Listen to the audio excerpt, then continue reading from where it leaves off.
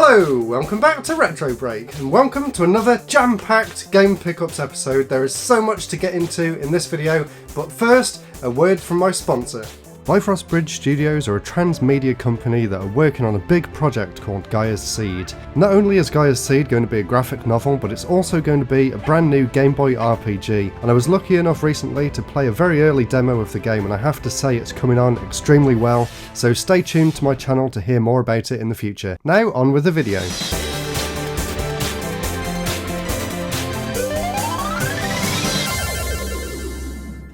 So the first game we're looking at is called Spankys Quest for the Game Boy, which is an absolute classic by Taito, and of course the reason I got this is because Limited Run are actually re-releasing it completely with a brand new box and instruction manual, along with another classic game by Natsume called Amazing Penguins. So I'm going to do an unboxing of the two Limited Run games when they turn up later in the year, but I just wanted to make sure I had both of the originals so I can do a comparison. The condition isn't amazing, but for the price that I paid it was well worth it, and it's a really fun game. Now next up, a bit of a hidden gem for the Game Boy Advance. This is one that I've been after for a long time. This is Go Beckham Adventure on Soccer Island by Denki, one of my favourite developers from the GBA era. Denki is a really great company. I'd love to talk about them in the future.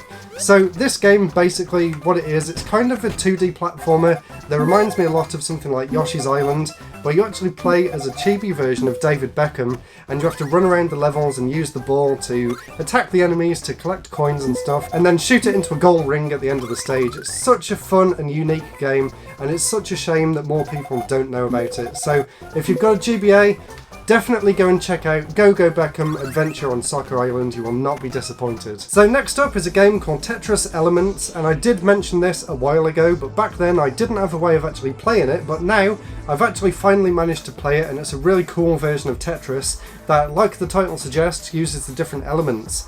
And there's all sorts of different levels that you can go to, and they all have slightly different mechanics based on that element. So it's a really interesting game, and it's also fairly cheap as well. So if you like your Tetris games and you want something a little bit different that can still play on Windows 10, surprisingly, Tetris Elements is a really cool game. Now, this is an interesting title. This is Sticky Balls for the Gizmondo, and if you follow me on Twitter, you'll know that I've had a lot of trouble with my Gizmondo because I actually found it recently after not having it for about 10 years, and you can see the plastic's all shiny now, but it was really sticky before.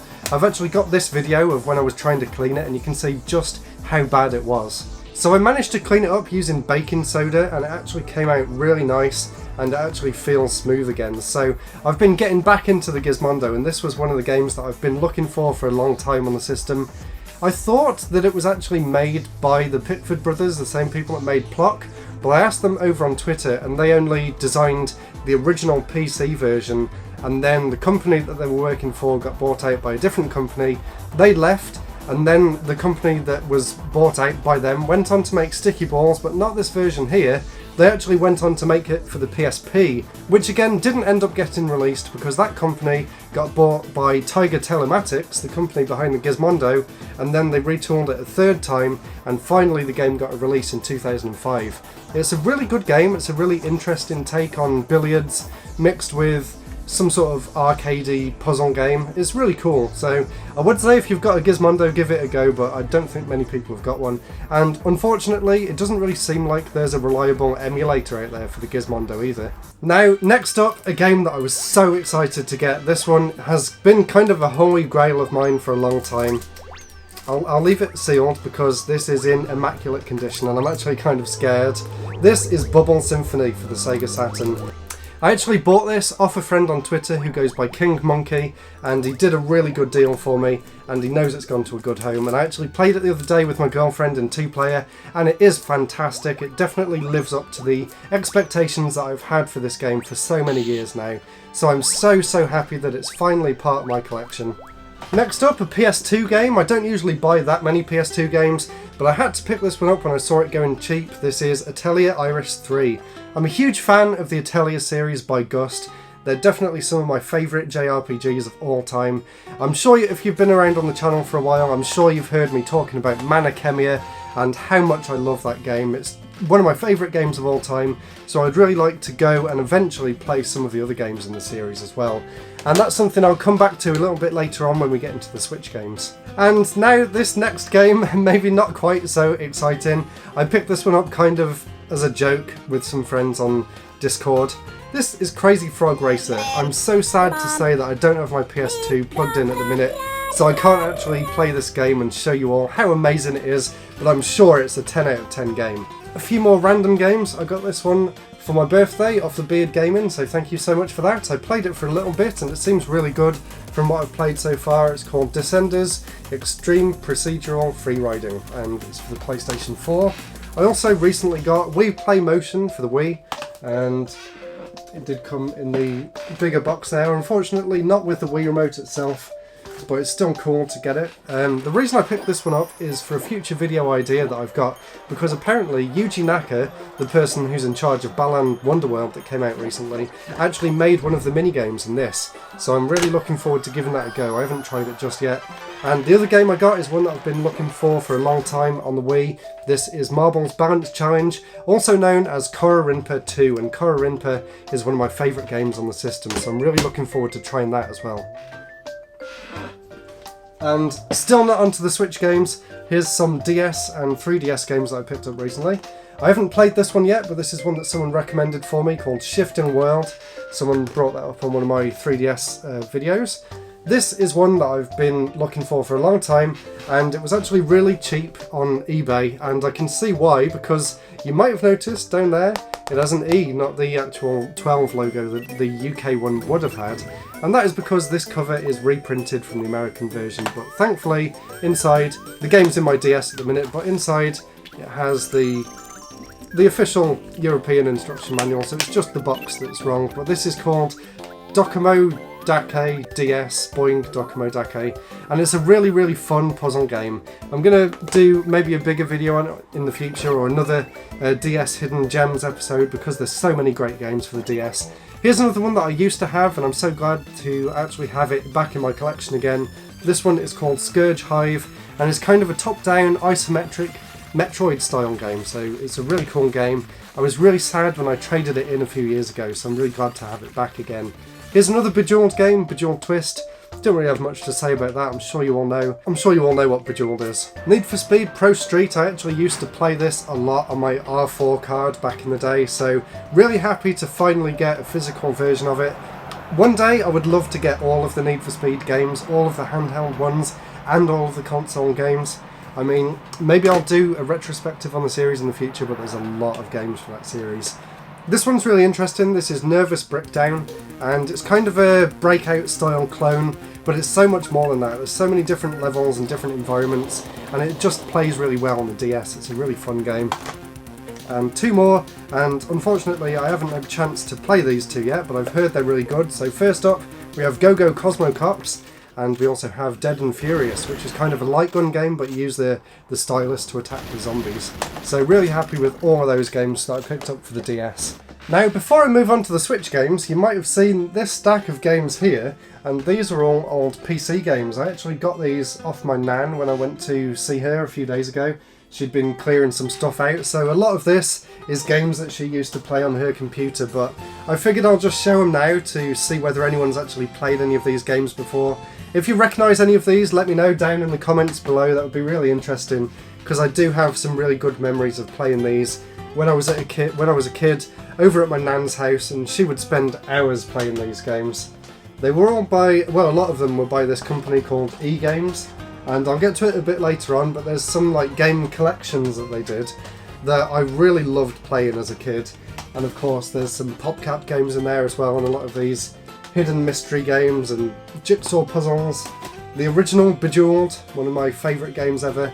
This is the first version before it was actually part of PopCap, when it was just by...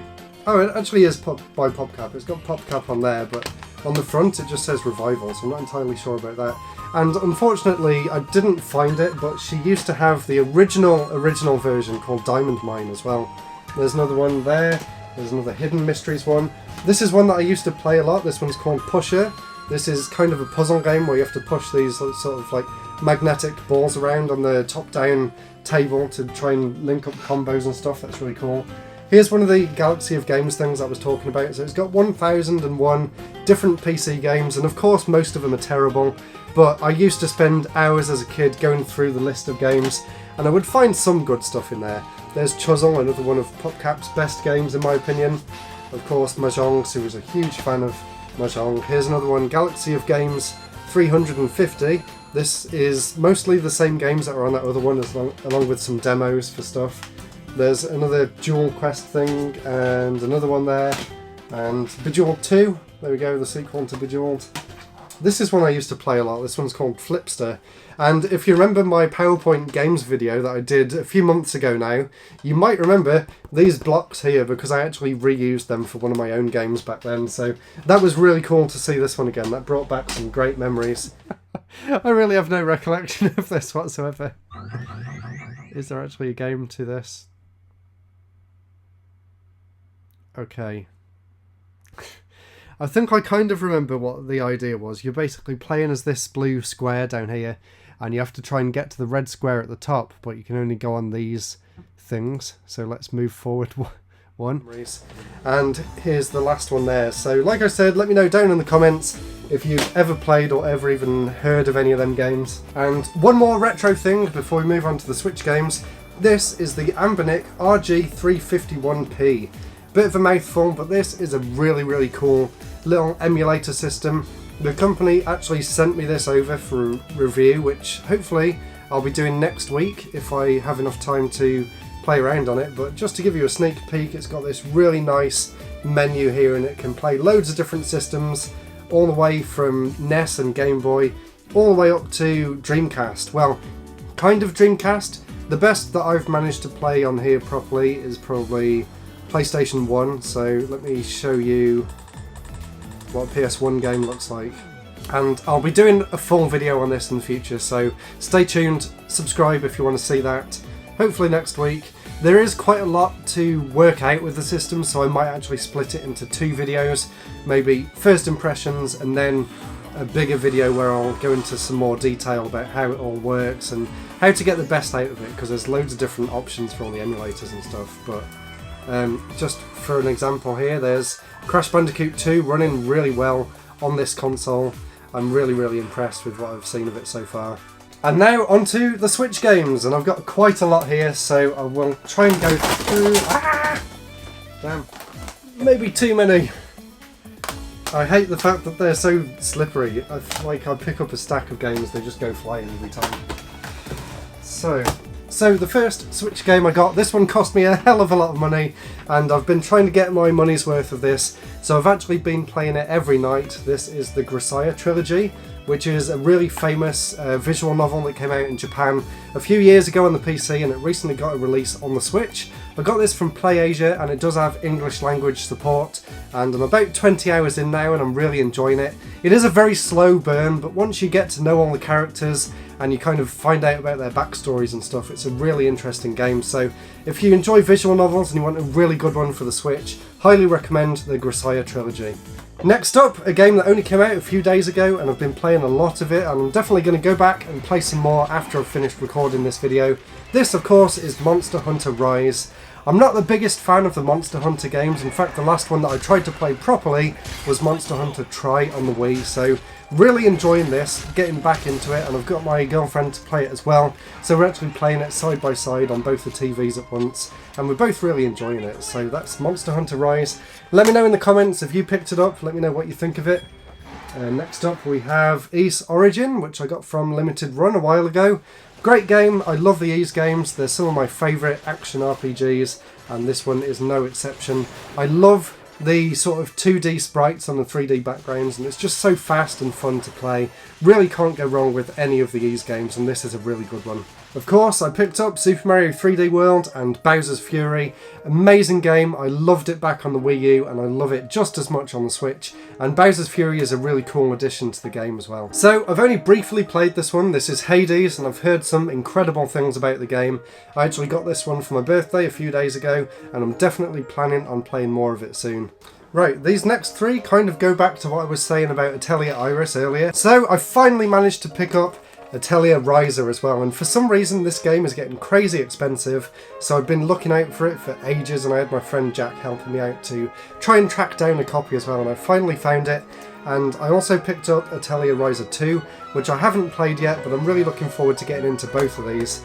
And this one was really cheap. This is Nelke, the legendary alchemist, Atelier of the New World. This one is kind of a spin-off, it's more of a town management simulator, so it's not really a proper Atelier game, but I'm really happy to have all three of these. And I would love to get all of them one day, but they do take quite a lot of time to play through, and I want to take my time with them, so I'm really looking forward to getting stuck into Atelier Riser, but I have a few other games that I've got here that I want to play first. One of them being Bravely Default 2, and I've played this for about 10 hours now, and I'm really enjoying what I've played of it. It is, of course, a very traditional JRPG, so don't expect too much new or like exciting when you go around to playing this game, but if you want a really solid RPG by a team that really knows what they're doing, then you really can't go wrong with Bravely Default 2. I love the music in this game is absolutely outstanding, the graphics are really good. The only thing that I think could have been a little bit better is the kind of generic storyline, but maybe it picks up. I'm only about 10 hours in, like I said, but really enjoying it. I've also got finally a game that I actually played all the way through. This is Blaster Master Zero, another game from Limited Run. I'm an absolutely massive fan of Inti Creates and the Blaster Master series, so when I saw this one was getting a physical release, I had to get it day one. And when I finished this game, actually the day after, they announced they're making Blaster Master Zero 3, so I can't wait for that. Definitely one of my favourite series that they've ever done. Really loving these games. Next up is a game that I played a little bit of on the PS4 a few years ago, but I finally got it on the Switch, and I'm really looking forward to getting stuck in. This is Crosscode. So this one came with this nice steelbook here. It's a really cool game. If you like MMOs and if you like single player action RPGs, it's a really cool game to get into. I did talk a little bit about the PS4 one a few years ago, but I'm really looking forward, like I said, to playing it again on the Switch. And I haven't actually played either of these yet, but we've also got Shantae and the Seven Sirens, which I was planning on playing after Blaster Master, but as you can see, I've kind of got a few other games to play before then, but I'm really looking forward to getting around to playing this. I actually finished Shantae and the Pirate's Curse on the 3DS a few weeks ago, so that's definitely the next game in that series that I'm going to be playing. And this one I picked up for my girlfriend at Christmas, but I just thought I'd show it off here as well. This is another visual novel for the Switch called Code Realize, and she hasn't actually started playing it yet, but from what I've read online, it's a really good game. So if you like your visual novels, then this may be one for you to check out. And the last thing I'm going to show in this episode, it's not a game, but here is the Banjo and Kazooie amiibo, which I think just looks absolutely amazing. So there we go guys, that was a jam-packed episode like I promised. Let me know what you liked from this episode, let me know down in the comments below what you've picked up recently as well. That would be really interesting to know what are some of your favourite pickups that you've picked up recently. And that will do it for this episode. I've got some really exciting plans for the channel in the coming weeks and months ahead, so please subscribe, you're not going to want to miss any of it. I'll see you all, and I'll see you all. Of course, don't forget to check out Patreon if you want to see some behind the scenes looks and to see what else I'm getting up to. There's some really good stuff that I'm working on in the background, and we're going to be sharing some of that over on Patreon. That's it for now though guys, thank you all so much for watching, and I will see you all next week for the next episode. Goodbye!